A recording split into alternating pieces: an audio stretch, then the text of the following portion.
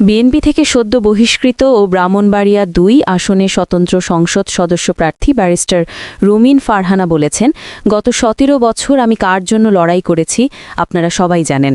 এখন মিডিয়ার যুগ, সবার হাতে হাতে মোবাইলে সবই দেখা যায়। কে রাস্তায় লড়াই করছে, কে পুলিশের বাধা উপেক্ষা করে রাস্তায় বসে পড়ছে, কাকে ব্রাহ্মণবাড়িয়া অবাঞ্ছিত ঘোষণা করার পর আওয়ামী লীগ আবারও ব্রাহ্মণবাড়িয়া গিয়ে মিটিং করেছে, সংসদে দাঁড়িয়ে কে বলেছে এই সংসদ অবৈধ, এটা আপনারা সবাই জানেন।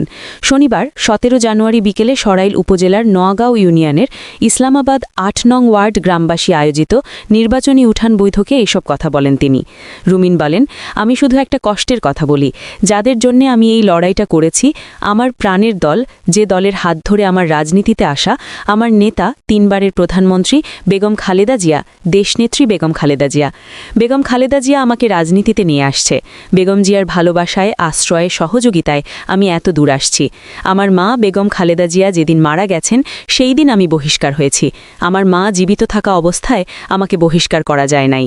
আমার মা দেশনেত্রী বেগম খালেদা জিয়া হাসপাতালে যাওয়ার ২ দিন আগে তিনি বলেছিলেন, রুমিন আর সোহেলের ব্যাপারটা কি, কেন রুমিনকে মনোনয়ন দেয়া হলো না? দল তার কোনো জবাব দিতে পারেন নাই। তারপরও আমাদের মা দেশনেত্রী বেগম খালেদা জিয়া আল্লাহর কাছে মেহমান হয়ে গেছেন। এরপর দল আমাকে বহিষ্কার করেন। এখন আবার দল আমাকে সকাল বিকাল টেলিফোন করে বলে মন্ত্রিত্ব দিয়ে দেব, আসনটা ছেড়ে দেন।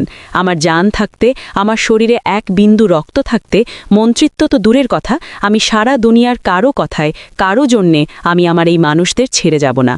রুমিন বলেন, জয় পরাজয় নির্ধারিত হয় ওপরে, জয় পরাজয়ের ফায়সালা করেন মহান আল্লাহ। কিন্তু আপনারা উসিলা।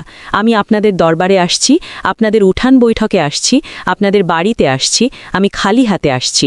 দল বহিষ্কার করেছে, এখন আবার বলে মন্ত্রিত্ব। আমি কোনো কিছুতেই আমার এলাকার মানুষকে ফালাইয়া দিয়া যাবো না। তিনি বলেন, ২০১৮ সালে যখন দিনের ভোট রাতে হয়েছে, তখন তো কেন্দ্র পাহারা দিয়ে ভোট আগলে রেখেছেন, তাই না? তাহলে এই অঞ্চলের মানুষের প্রতি এত অবহেলা কেন? আল্লাহ যদি আমাকে আপনাদের ভোটে এমপি নির্বাচিত করে, তাহলে সরাইল এবং আশুগঞ্জকে মডেল উপজেলা হিসাবে তৈরি করব ইনশাল্লাহ। সরাইল এবং আশুগঞ্জকে পৌরসভা করে দেব ইনশাল্লাহ। আমরা ২২ জানুয়ারি প্রতীক পাওয়ার পর আমাদের নির্বাচনী ইশতেহার আছে, পরিকল্পনা আছে। সেই পরিকল্পনা অনুযায়ী এগিয়ে যাব। আপনারা কোনো হুমকি ধামকিতে কান দেবেন না। এই সরকার নিরপেক্ষ সরকার। এই সরকার কোনো দলের সরকার নয়। এই প্রশাসন নিরপেক্ষ প্রশাসন। এই পুলিশ নিরপেক্ষ পুলিশ। কেউ যদি হুমকি ধামকি দেয়, সঙ্গে সঙ্গে আমাকে জানাবেন। প্রশাসন এবং পুলিশ নিরপেক্ষ থাকবে। সুতরাং আপনাদের ভয় পাবার কিচ্ছু নাই। আপনারা যদি আমার সঙ্গে থাকেন, দুনিয়ার কোনো লোক নেই আপনাদের কাছ থেকে আমাকে বিচ্ছিন্ন করবে।